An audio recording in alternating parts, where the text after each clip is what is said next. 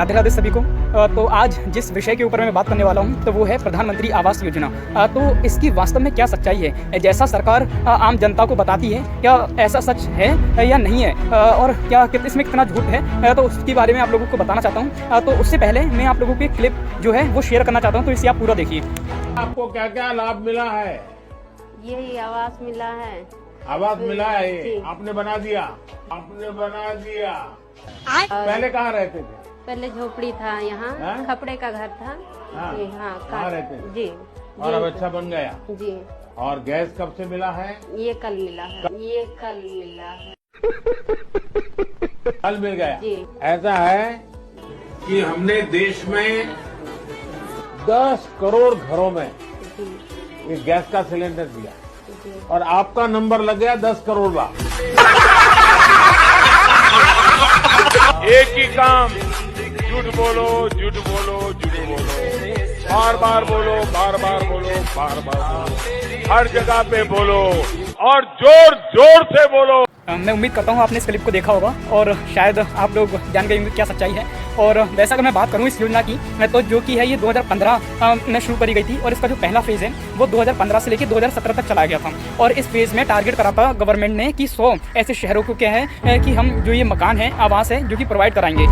मकान in the sense ये नहीं कि कोई घर बना हुआ उसे प्रोवाइड करा दिया, ऐसा नहीं होता। उसमें क्या है, जैसे कि जो ईंटें वगैरह रहती हैं उस व्यक्ति को जो सामान है जैसा वो प्रोवाइड करा देते हैं, जिससे कि वो व्यक्ति अपना जो घर है वो बनवा सके।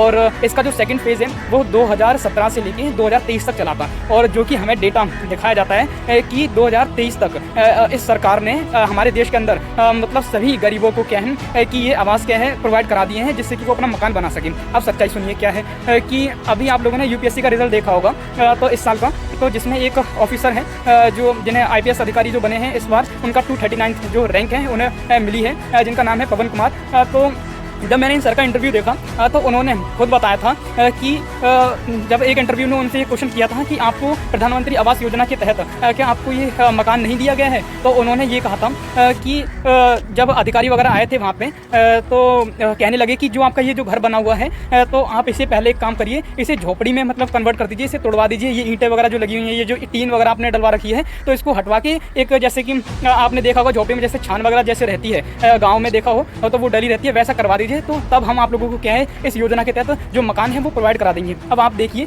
आप इस वीडियो में इस फोटो में देख पा रहे होंगे कि इससे भी बदतर अगर सरकार ये कह रही थी कि आप इस घर को तोड़वा के फिर दोबारा करवा दीजिए। अब इससे भी बेकार और क्या हो सकता है, कैसी स्थिति में सरकार चाहेगी कि उन्हें किस स्थिति में उन्हें घर देना चाहिए, किस स्थिति में उन्हें आवास मिलना चाहिए। और अभी ये छोड़िए, अभी थोड़े दिन पहले मैं अपने गाँव गया था मथुरा, तो मैंने अपने गाँव के कुछ लोगों से बात करी, तो 15 साल होते हैं इस सरकार को रूल करे हुए हो गए, जो कि 2014 से लेकर और अब 2024 तक आ चुके हैं। 15 साल का एक टेन्योर होता है, बहुत ज़्यादा होता है जो कि, और इन्होंने जो कि हमें डेटा दिखाते हैं कि 2023 तक हमारे देश में सभी गरीबों को क्या है आवास जो है मिल चुका है, लेकिन ऐसा सच नहीं है। अभी जब मैं अपने गांव गया था तो मैंने जब लोगों से बात करी थी तो उन लोगों ने खुद सच्चाई बताई थी कि उन्होंने कई ज़्यादा मिन्नतें करी थी, तब जाके इस साल उन लोगों को क्या है जो आवास है, जो मकान है वो मिले हैं। तो ये चीज़ है।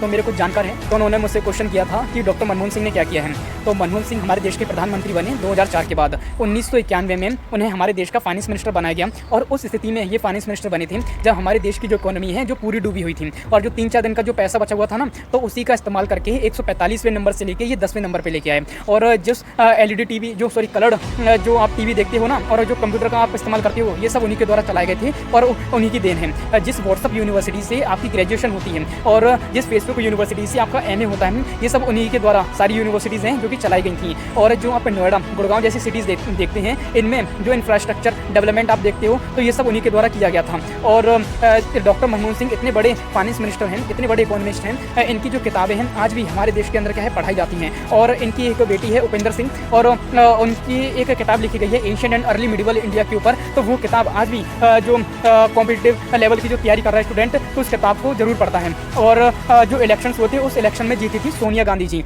इस व्यक्ति को कोई भी प्रधानी का इलेक्शन लड़ने का कोई शौक नहीं था, ये प्रधानमंत्री बना अपने दम पर, क्योंकि उस समय जब ये आए थे तो ये राज्यसभा से आए थे। और और अपनी कैपेबिलिटीज़, अपनी स्किल्स के आधार पर, अपनी क्षमताओं के आधार पर ये प्रधानमंत्री बने हमारे देश के। और मनमोहन सिंह हमारे देश के इतने बड़े इकोनॉमिस्ट थे, और अगर इकोनॉमिस्ट के मामले में देखा जाए तो कोई भी प्रधानमंत्री उनके आसपास भी नहीं भटकता है। तो मैं बस इतना ही कहना चाहता हूँ कि अगर कोई भी नेता अगर आपके अकाउंट में 10-10 हज़ार रुपये भेज देता है, 3-3 हज़ार रुपये, 1-1 हज़ार रुपये भेज देता है, और यही सोच के जनता खुश हो जाती है और वोट देने के लिए चली जाती है, तो ये चीज़ गलत है और सही मुद्दों को ध्यान में नहीं रखती है। तो मैं बस इतना ही कहना चाहता हूँ, अभी भी 2 चरण बाकी हैं, तो अपना वोट सही को दें और सही को चुनें। जय हिंद।